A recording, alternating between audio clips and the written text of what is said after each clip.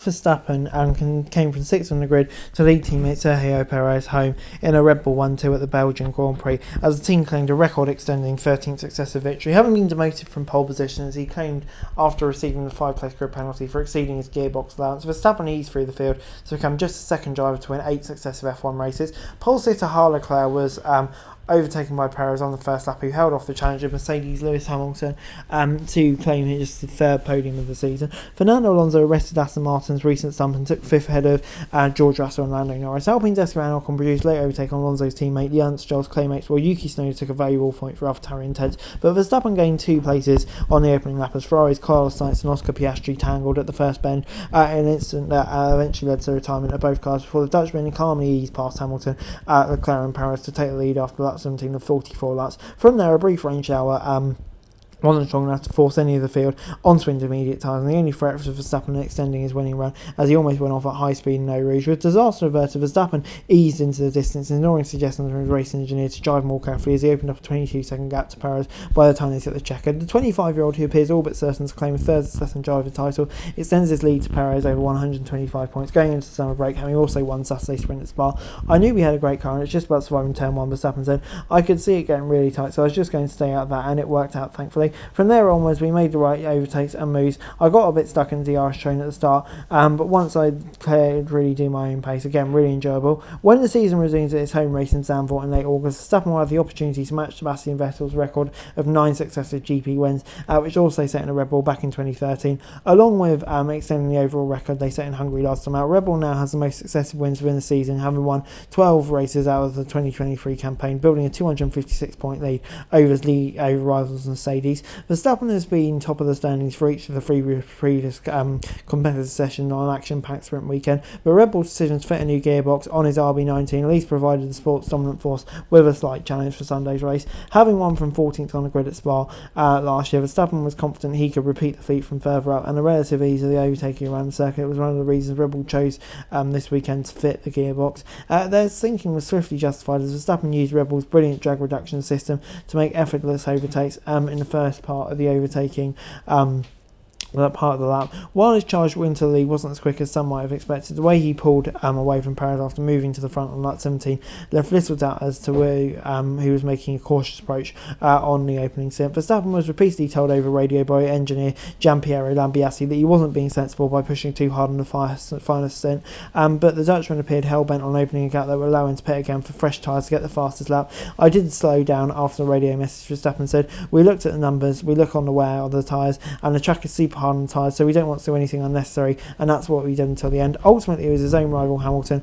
who pitted from 4th with a huge tyre advantage over Alonso in 5th to put on his fresh tyres and secure fastest lap. However, the fact that Hamilton was so far behind Verstappen, he was able to make the move, so it reflects the incredible chasm between Red Bull and Mercedes at the moment. It's currently difficult to see how Red Bull's Verstappen's winning streak will end, with his near perfect form from wrestling to rewrite more of the sport's records. Verstappen's cause was aided by some opening corner drama as Sainz locked up his tyres before squeezing Piastri on his inside into the barrier. The damage to McLaren was immediately obvious as Piastri was forced to stop on the track. As it became clear, there was also issues with Sainz's car as a Ferrari fell backwards, retiring on lap 24. Domination aside for Red Bull, it's still an encouraging day for Ferraris. Leclerc gained his and the team's third podium of the season.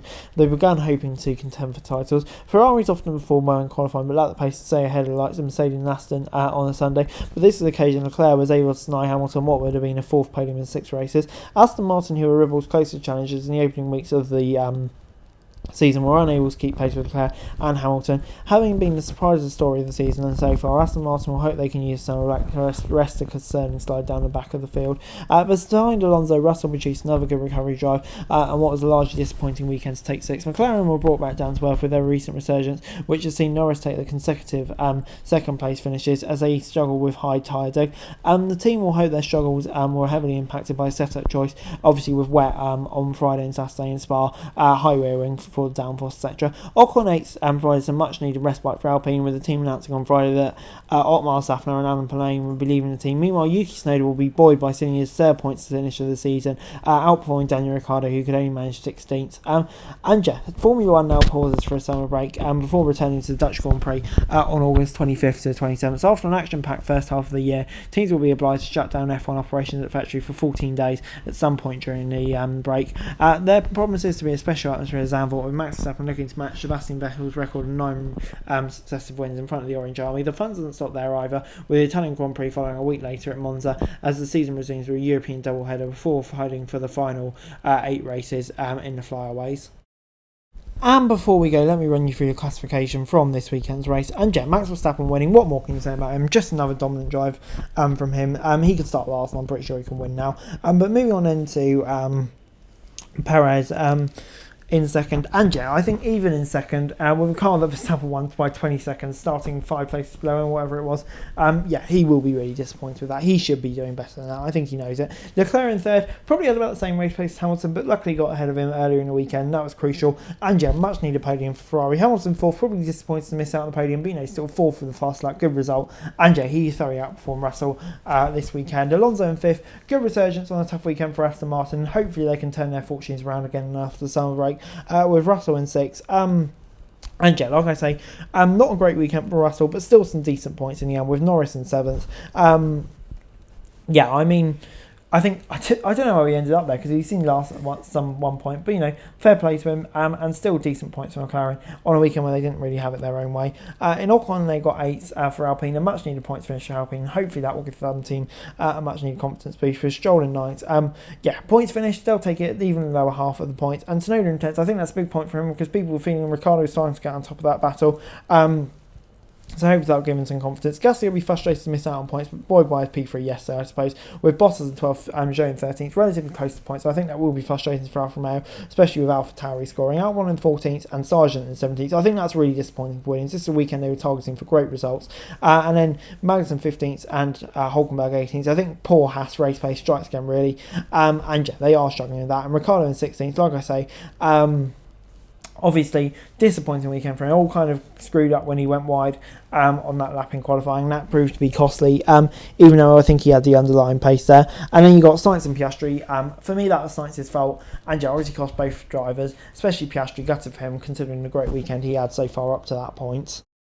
Anyway, guys, that's the video. Thanks very much for watching. So, like, share, subscribe, daily F1 news and correspondence. Going to be greatly appreciated. Thanks very much for watching. Peace out.